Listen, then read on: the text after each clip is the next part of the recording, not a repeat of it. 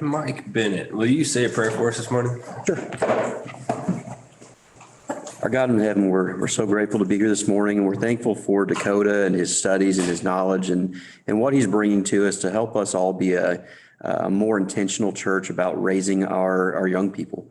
God, thank you so much for what this class is going to be and what it's going to do. And I pray that we will open our hearts, open our minds, and that you will lay your spirit upon us to do your work in raising this generation for your kingdom and what they can do and what they can be for it. It's in your son's name we pray. Amen. Amen. Appreciate that. All right. So I'm excited to teach this class. I'm going to talk about in a minute of today's just going to be talking about what this next 7 weeks really are going to be about. I'm excited for it. Been studying for it since the spring, and things like that. So, before I get into it, I want to kind of dispel what this class is not. Because I don't want you to think this is a parenting class. That's not the point of this. There will be parenting things. It's going to be a part of it. But that's not the pure intent.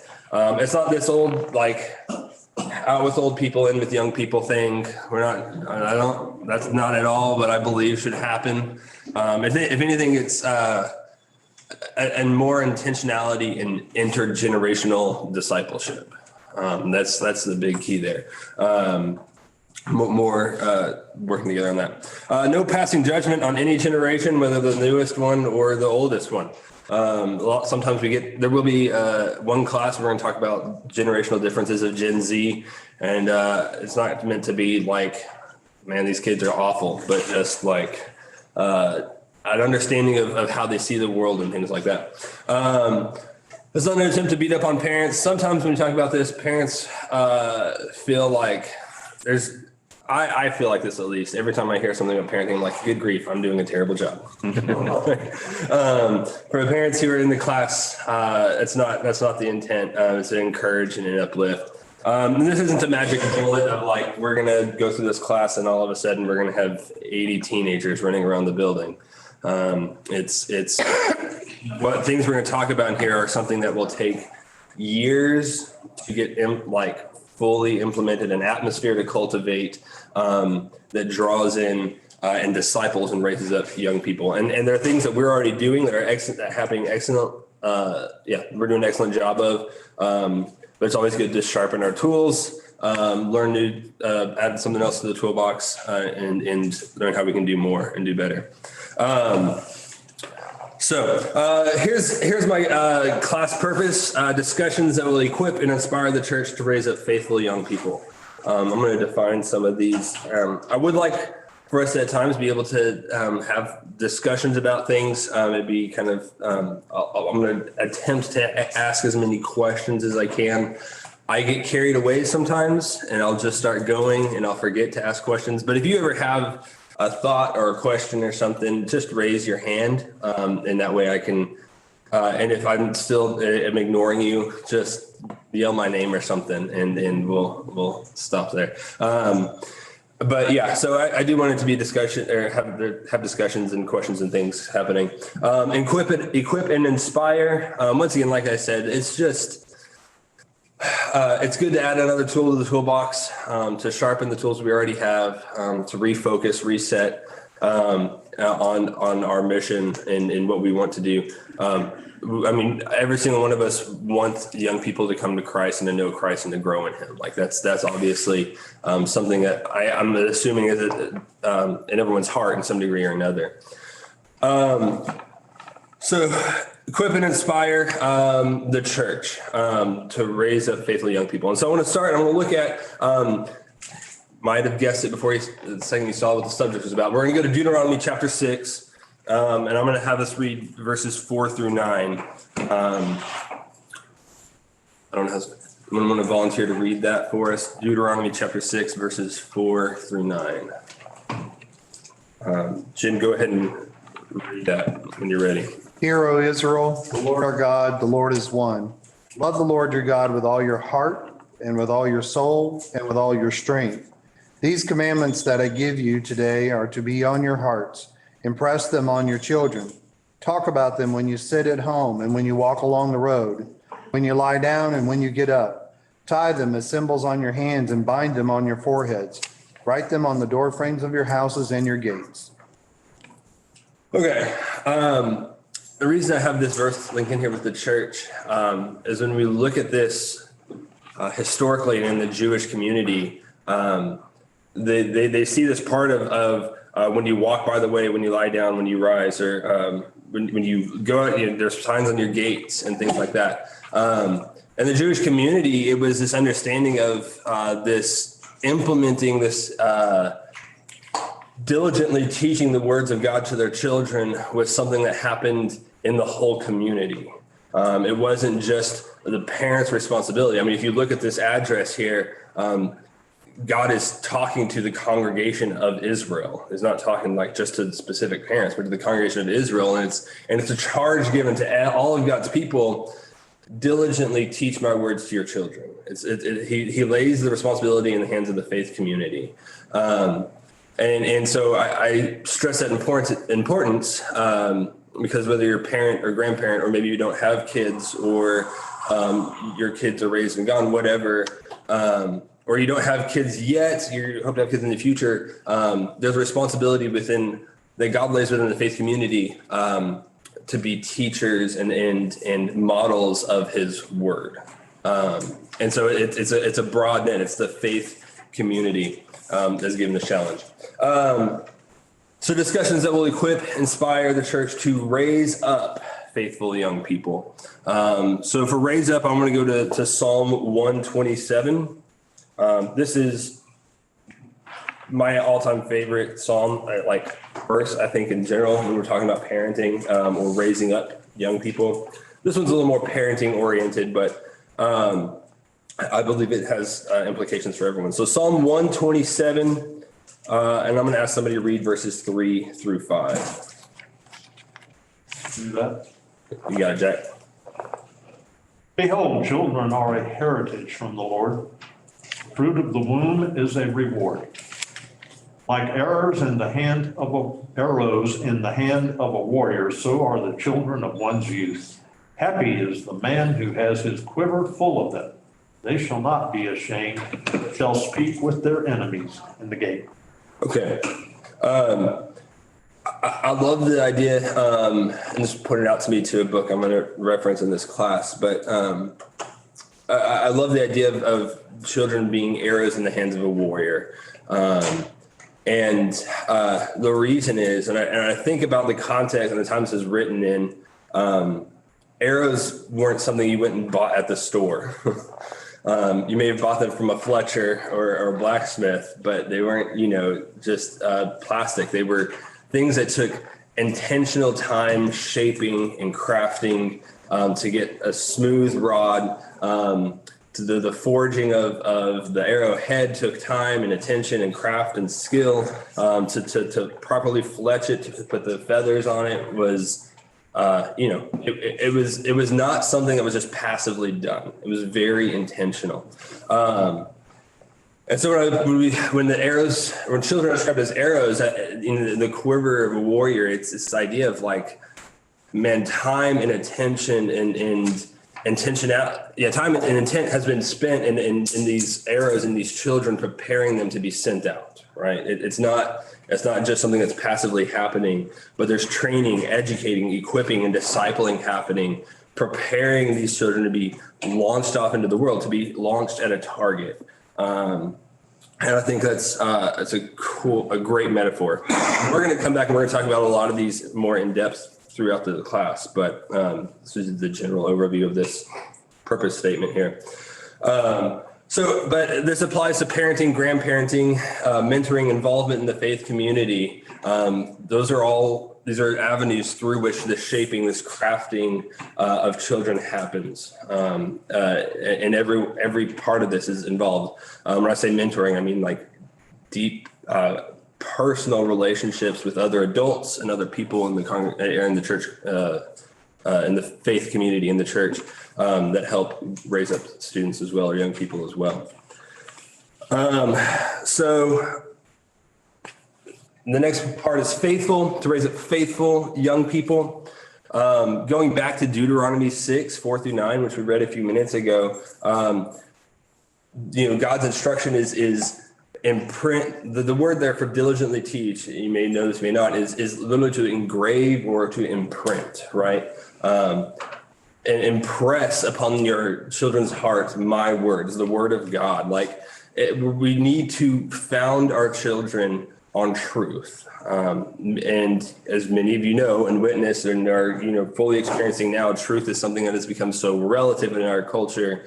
We really have to give them a firm foundation. Something we'll talk about with Gen Z, which is quite interesting, is they've grown up in a society that hasn't given them truth, and they really want truth. They're so lost and confused about things that they're trying to recultivate something, a foundation to stand on, which I think is such a great avenue for the church to be able to step in and really help out young people. But we need to be biblically based, taking the words of God and impressing them upon the hearts of young people. Jesus-centered. Let's go to Matthew chapter 18, verses 1-6. These verses really speak for themselves. I'm going to ask for someone to read 18, 1-6, and then someone else read 19, 13-15. I'll pick somebody. Richard, I'm going to have you read 18, 1-6, and Tom, I'm going to have you read 19, 13, and 15, or 13-15. Okay, Matthew 18, 1-6. At that time, the disciples came to Jesus saying, "Who then is the greatest in the kingdom of heaven?" And he called a child to himself and set him before them and said, "Truly I say to you, unless you are converted and become like children, you shall not enter the kingdom of heaven. Whoever then humbles himself as this child, he is the greatest in the kingdom of heaven. And whoever receives one such child in my name receives me. But whoever causes one of these little ones who believe in me to stumble, it is better for him that a heavy millstone be hung around his neck, that he be drowned in the depths of the sea." Okay, before we go to 19, and 19 is going to reinforce this, but really at the core of this verse, it's Jesus is just kind of explaining, kids will naturally believe in me, like they will want to come to me, right? And the all out just surrender that they have to Jesus is what we should be modeling, right? Leading kids to Jesus is important. Go ahead and read verses 19 or chapter 19, verses 13 and 15, Tom. Then people brought little children to Jesus for him to place his hands on them and to pray for them. But the disciples rebuked them. Jesus said, "Let the little children come to me, and do not hinder them, for the kingdom of heaven belongs to such as these." When he had placed his hands on them, he went on from there. Yeah. So it's just this idea that we got to bring kids to Jesus, right? Ultimately, and our job is to teach the truth and reveal Jesus. There is a warning here, and these have to happen in tandem. I'm going to take Abraham Lincoln as an example. It's a weird example to go to. Abraham Lincoln was raised in a Christian home by a dad who abused him with scripture, basically. And when I say that by he just beat him over the head with the Bible. And whenever he became a teenager, college student, he became an atheist, right? Abraham Lincoln's faith is interesting in how he came to it. But we can teach kids the Bible and not teach kids Jesus. And so we need to be intentional about when we're teaching truth that we're also Jesus as at the center of it, right? And because ultimately it is truth, right? If Jesus is not present, then truth isn't there. But our intent, we need to teach truth and reveal Jesus, bring children to Jesus. They naturally will cling to him if he's at the center of what we're teaching them. So faithful young people. All right, this is where it's going to get fun. Young people, we say infants through college-aged students. We'll put it that way. I'm sorry. infants to college age students. Now, this might surprise you. Within that age range, there's actually two separate generations at this point. Those who are about, some put it as old as 8 and younger, 5 and younger could qualify technically as Generation Alpha, which is, I don't know, we started at X for some reason and then had to go Y, Z, and then go to the Greek alphabet. But so college students down to about middle elementary are currently the Gen Z students, right? Those are young people are Gen Z. Up until recently, everyone thought they were still millennials. That's not. I'll tell you, if you call a Gen Z a millennial, they will get mad. Okay, don't call. Joshua Johnson is teaching the teens class right now, and he's like, I am not millennial, I am Gen Z. He's very adamant that he makes that clear to you. But so our current focus in this class, and when we're talking about next week, we'll be talking more about Gen Z and things like that. That's the two we're going to be focusing on. A lot of the principles that are going to be discussed after that are going to be still applicable to younger generations, the ones to follow. I don't want us to think like this is only, everything we're talking about just only fits for the next 10 years or something. But this is something that the church continues to implement and do. And the importance for understanding who we're talking to is to learn to speak the language. And I want to use an example of that from scripture. So let's go to Acts chapter 2. Acts chapter 2, if assume many of you know what's happened here, but just a quick recap. This is the day of Pentecost. Holy Spirit has come upon the apostles as they're waiting in the upper room. They are speaking in tongues. They're preaching. They're in Jerusalem, and in verse 5 of chapter 2, it says, now there were dwelling in Jerusalem Jews, devout men from every nation under heaven. So it's this from all over, you know, these Jews had come for the Passover and stayed for Pentecost. And it's just this massive congregation of Jewish people. And that's who they're speaking to. Let me think here. If they're speaking different languages, right? They're speaking all these different tongues, and people are hearing them in their own language, but they're still Jews, right? And so pay attention to what Peter references in his sermon as trying to describe to the Jews or explain to the Jews who Jesus really was. You look down in verse 16. He says, but this was uttered through the prophet Joel. And in the last days it shall be, I'm not going to read all of that, but he quotes Joel, right? Like a good section of Joel there. And then he goes down and he starts talking about David.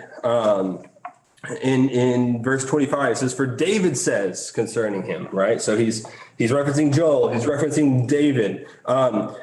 Down at in verse 36, at the end of it, he says, let all the house of Israel therefore know for certain that God has made him both Lord and Christ, or Messiah, this Jesus whom you crucified.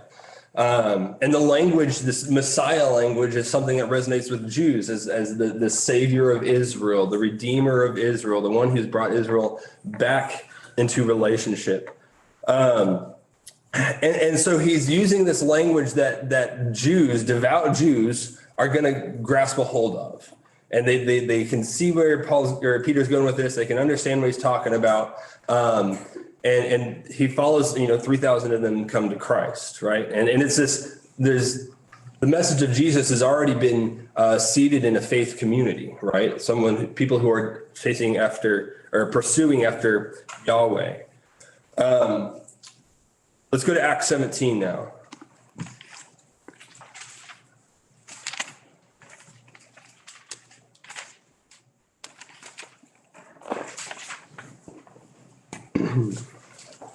Acts 17, Paul's like late in his missionary, not late, it's kind of in the middle of his missionary journeys.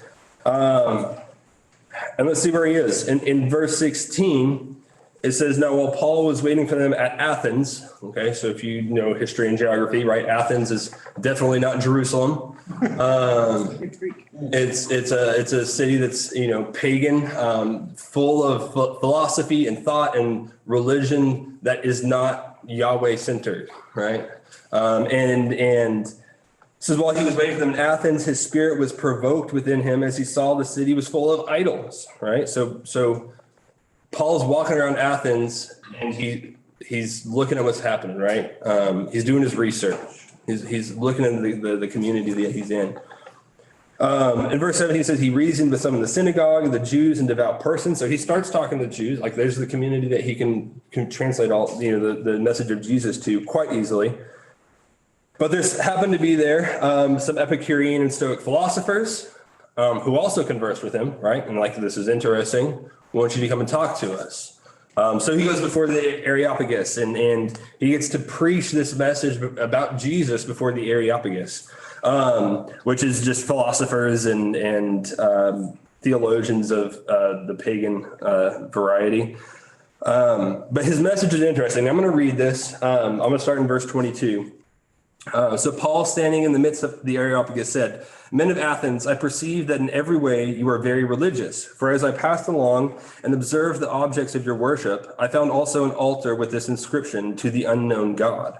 What therefore you worship as unknown, this I proclaim to you. The God who made the world and everything in it, being Lord of heaven and earth, does not live in temples made by man, nor is he served by human hands, as though he needed anything, since he himself gives to all mankind life and breath and everything. And he made from one man every nation of mankind to live on all the face of the earth, having determined allotted periods and the boundaries of their dwelling place, that they should seek God, and perhaps feel their way toward him and find him. Yet he is actually not far from each one of us. For in him we live and move and have our being, as even some of your own poets have said, for we are indeed his offspring. Being then God's offspring, we ought not to think that the divine being is like gold or silver or stone, an image formed by the art and imagination of man. The times of ignorance God overlooked, but now he commands all people everywhere to repent, because he has fixed a day on which he will judge the world in righteousness by a man whom he has appointed. And of this he has given assurance to all by raising him from the dead." So reading through that, does Paul talk about Joel or David? No, Does he talk about anything that, in the Jewish mindset? no. No. Actually, the quotations are from poems and writings about Zeus. It's quite interesting. Paul has done his research and he looks and he says, these people aren't going to understand if I talk about Joel, David, and the Messiah. Like, they're not going to get it. And so he adapts, he's able to bring the gospel through speaking their language. He finds to the unknown God, the avenue through which the gospel is going to fit, right? This way through which he can get it in there. And that's where he starts. At the end of this, everyone's kind of confused. Like, I'm not sure what this guy's talking about. And there's, in verse 34, it says, some men joined him and believed, among whom were Dionysius and a woman named Damaris, right? And others among them. And so, it's this different response, right? There's this different audience. He has to speak a different message and it's a different response. So whereas Peter preaches to all these Jews and uses Jewish language because it resonates with them, and there's 3,000 people who come to Christ, Paul he's in a different culture. He's speaking a different language. He speaks the message that will go through to them, but it's not nearly the same response still. And it's not because of not preaching the right message, it's because of the culture, the language, the people he's talking to. And I think this is important because we live in a post-Christian world. We live in a post-Christian society. The fastest growing religion in the United States a few years ago, I'm not sure if it's still like this, was none, right? On all, evaluations or, what are those called? Surveys, yeah. If you asked for a religious affiliation, it was none, right? That was the highest score. So we live in a post-Christian world where people aren't being raised in churches. They're not coming up and young people aren't. It's interesting whenever you have students and you're having a Bible study and they hear about Abraham and you have to explain that's not Abraham Lincoln, right? Or like, oh, I think I've heard the story of Jesus, right? Like, it's weird. It's so unusual to the culture I grew up in. I can only imagine for many of you, the culture you grew up in, like, that's so different. Our young people don't have the same religious upbringing that used to be so widespread in the United States. Kim, you have something? Yeah, I remember years ago, when we moved in, not long after we moved into our house, Jordan was a baby, but when he got to about 6 or 7, there were other kids, on the street that they would play with. Right next door to our right, there was an older woman, that lived there, and the kids used to love her. So they would go and play in her driveway. And I heard this conversation, it'll never leave me. Jordan and Milan were talking about church. It might have been around Vacation Bible School. I can't remember what the conversation was, but they were going back and forth and talking about Sunday school, I think. And so one of the kids said, "What's a church?" Now, my kids now are not kids, they're 26 and 28 years old. So the point that you just made about children not being raised in the church, I was dumbfounded when a child that small would ask, "What is church?" Yeah. That's the reality of where we're living. And so I say that because we have to make sure we're speaking the language. And like I said, we have an avenue with Gen Z who just wants stability and foundation and really community. We have an avenue to speak into their world through that avenue, right? And bring the gospel to them in that way. We don't have to compromise the gospel. We don't have to compromise truth. It's about doing our research, doing our study, and finding how we can present to the gospel in a way that is tangible and understandable to this generation. Paul, I think, gives an excellent example of that there. And like I said, this is to young people now and future generations. We don't want to just focus on one group. There's this interesting thing that happened with the millennials, because the millennials we were so confusing, right? We were just baffled everybody. And we were so focused on trying to figure out millennials. The church was abroad, not I'm just talking Church of Christ, but the church community across the United States was so focused on trying to figure out millennials that they were like 30 and were missing Gen Z. Like they just missed it, right? And so we want to make sure that we're aware of what's happening and who we're speaking to, and that the future generations are also being thought about, and we have intentionality about them as well. A few things I ask of you during this class: be open to discussion and willing to learn. You might think it is too late. That's a common thing for like parents with teenagers. Is like, I don't know that I could, adjust anything at this point. Like, you can.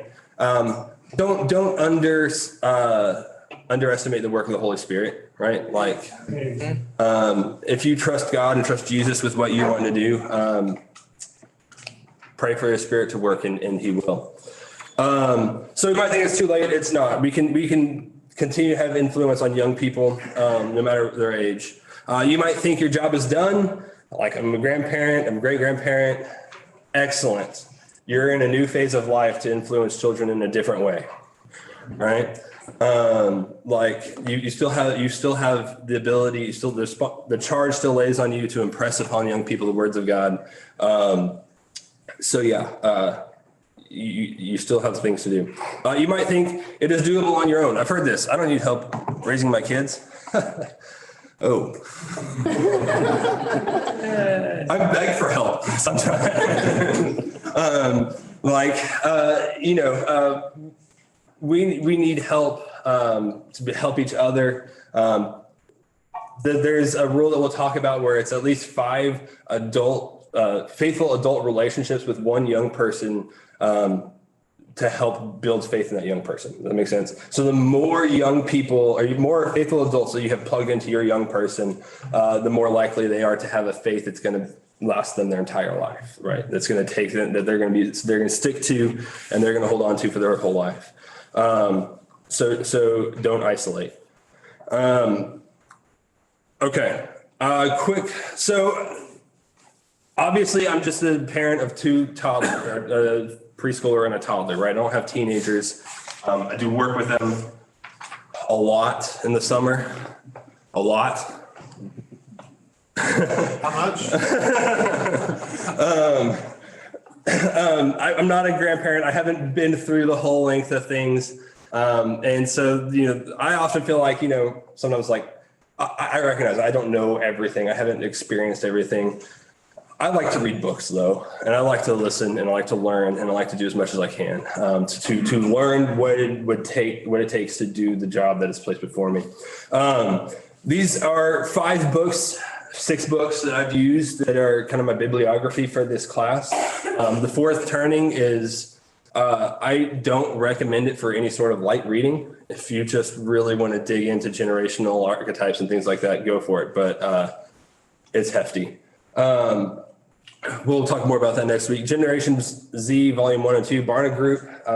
If y'all know them, they're like a data research analysis organization. They're faith-based. They do a lot of research and things. They've got 2 volumes on Gen Z. It was interesting. They had one pre-COVID and then came out with an edition post-COVID, just kind of evaluating what the effect of COVID lockdown was on our young people. And so that's going to come up more tomorrow. That's a really good resource. Any of these you can ask to borrow from me. I would willingly share them with you. Romancing Your Child's Heart. It's more of one for parenting, grandparenting, mentoring. That has been one of the best books I've read on parenting. And it deals more with the heart of the things, of the inner things, not so much disciplinary, but more about like, what are you aiming at? What is your target? Are you revealing God, revealing Jesus to your child, right? And then like, that's really, I think the whole premise is win over your child's heart so that the rest of the competition doesn't stand a chance, right? And make Jesus like the top, make Jesus the winner in that situation. Sticky Faith, it's by Kara Powell and Chap Clark. They're researchers at the Fuller Youth Institute. Kara Powell, as you can see, did Growing Young as well. Sticky Faith is more about practices for in the home or mentoring type things of how to actively make faith happen in your home. And they call it Sticky Faith because it's a faith that sticks with that child on through adulthood. Growing Young is one that's meant for churches as a whole, talking about how to tangible practices, once again, for the church to actively involve and raise up faithful young people. Once again, it's the whole rubber meeting the road type thing. How are we actively training up and raising up young people in our church? So all those, I have them. You're welcome to borrow them as long as I'm not using them to write, finish up writing lessons, whatever, the next week. Ask about it. There will be homework. Okay. I know it's scary. And none of it should be too hard. This week, I can't remember if I put it on the hand. I should be on the handout. There's a homework section. And all I want you to do is just this week, think of kids that you have a direct influence on, young people that you have a direct influence on.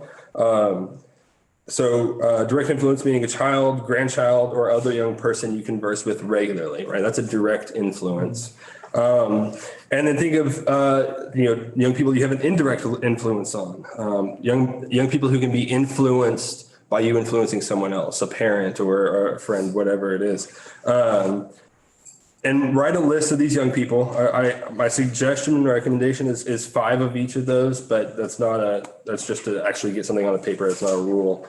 And pray daily for these young people, that the Holy Spirit may work in their lives, the lives of those who influence, and the lives of those who influence them, and through you, that they may continue to grow into faithful disciples of Christ's kingdom. So I encourage you to take some time this week, write down those things, write down those students. Start praying for them. The code. Yeah. So I have a question. Yeah. Are there criteria out there for these generational breakdowns? Yes. I'm talking about that more next week. Generally, so yes. The fourth turning, William Strauss and Neil Howe, are a little bit different than most. A lot of time, most of what you hear about for Gen Z these days is as early as 95. That's really early. Or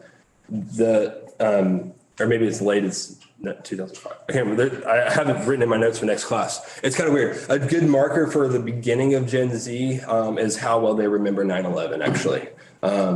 Gen Z's a generation defined by crisis. So a crisis in security, a crisis in finances, a crisis in the home, crisis in politics, crisis in global interactions, right? So you think about kids who were born in 2005 to till present. It's been crisis after crisis after crisis in our countries, and and they're raising. That's what causes the disequilibrium, right? The unbalancedness, this lack of foundation. So that's and then millennials are like 84 till around that 2001 gap. I would generally say that they ended probably 96 to 99, somewhere in there, and Gen Z starts in about 99, 2000. So there's blendings on those transitions, but yeah, that's generally. There's probably a lot of overlap. There's overlap. It's a generation, the way Strauss and Howe define it is it's more about how a generation reacts to events than the events that caused it. So, yeah. I've heard the people who are kind of in that in-between age called zillennials, because it's like you kind of have like personality traits of one, like you have both, like you identify with both sides of the millennial and Gen Z, and not necessarily every aspect of both, but just like bits and pieces, because they are kind of in that awkward stage of like, which one do I do? Yeah, and whichever one they pick, they hold on to. Yeah. I was saying earlier, Josh is like, I'm a Gen Z. Don't. Exactly. If I have millennial qualities, don't tell me about it. It's interesting. There's like a war on the internet, I notice sometimes, of like Z and millennials. It's quite interesting. Millennials typically grew up watching like Indiana Jones and Back to the Future as kids, right? Like, it was before PG-13 really existed. Like, and I'll have a breakdown of those since to the last cycle in the next class. Okay. Not trying to go ahead in your study or where you're going, but I think what I'm hearing, especially with your examples of Paul and Peter here, is that if we're going to reach these kids, we've got to understand where they're at and almost not accept their level, accept that they accept certain things. Sure. And so I've got two Gen Z grandchildren, and most of Adrian and me, they weren't really around us that much. They're not really my blood grandchildren, although we treat them like that. And I can see when I talk to both of them or either of them, they're very accepting of everybody. Mm-hmm. They love, they don't want to be judgmental. And there are a lot of things in their life that what we think is very abnormal out there, for them is very normal. And it's a whole different approach, because if you don't approach them the right way, you'll lose the right way. You can shut down a conversation really fast. And I've really had my eyes open the past few months with them, with their look at LGBTQ and trans is so far from mine. I mean, it's very, very distant. And it's going to be very difficult to work with them. And the kind of things that they tell me that, when their friends say, oh, sure, try it. It's okay. But, we've got to realize it's no different than my late 60s and early 70s with drugs and other things. Try it. You'll be okay. And I'm sure my parents thought, and I didn't do drugs, so I'm fortunate. My dad would have killed me, but I had friends who certainly did. And, I'm sure at that time, parents and grandparents thought, this generation's never going to make it. Yeah. We can't have that attitude. We can't have that attitude. Right. And I assume that's kind of where you're going. We need to really understand it I would really like to understand, I brought it up in the men's breakfast yesterday. For some of you, we're not in our men's breakfast yesterday. I recently received a note from a group, a fundraising group. The salutation had the woman's name, who she was with, and then underneath it said pronouns, she/her. I figured, I thought I knew what it meant, but I went to my grandson. And he almost looked at me in disbelief that I didn't know what that was, exactly what that was. And that was somebody who does that, is pro-LGBTQ. They may not be, but they support it. And so we got a lot to learn. Yeah. It's speaking into a culture that truth has been relative for so long, that finding truth is difficult, right? You're exactly right. We'll talk more about how they see things and my suggestions on how we interact with that to bring Christ. Christ does the transforming. I think he mentioned it yesterday. Like when you come to Christ, like you don't change to come to Christ, you come to Christ to be changed, right? So it's a matter of getting Christ through the window where that can happen. The last thing I have up here, these are just other books I highly recommend for parenting or mentoring. Wild at Heart and Captivating are Wild at Heart's written to men, Captivating is written to women. If you really want to have a mentor relationship or really understand the heart and like the inner workings of a boy or a girl, is excellent. John Eldridge is a Christian counselor, and the way he's able to speak, him and Stacy both are able to speak in a level that like really speaks to your core is incredible. But I recommend those for any sort of work you're going to do with young men and women. It Starts at Home is by Kurt Bruner and Steve Stroop. They are the ones who founded our home garden material. They started that company, and it's their whole church and organization kind of has this push to make the home a discipling center. And It Starts at Home it talks to grandparents, parents, the church, all of that. It's kind of an all-in-one book. Shepherding Your Child's Heart. That's more for like parenting. It's biblical raising and disciplining, very practical applications of that. 5 love languages for children and teens. If you've done like the 5 love languages, like for marriage, it's excellent. I haven't read for children or for teens. Ashland has for children and I have for teens, but I love what Chapman does with that.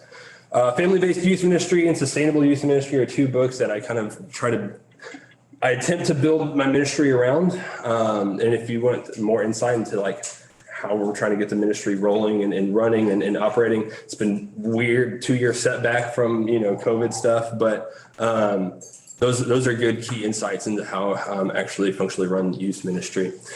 And that's it. I'll make a comment. One question, I think. I had one back here first. Question, I'm just, here coming to the Bible study and stuff like that. Yeah.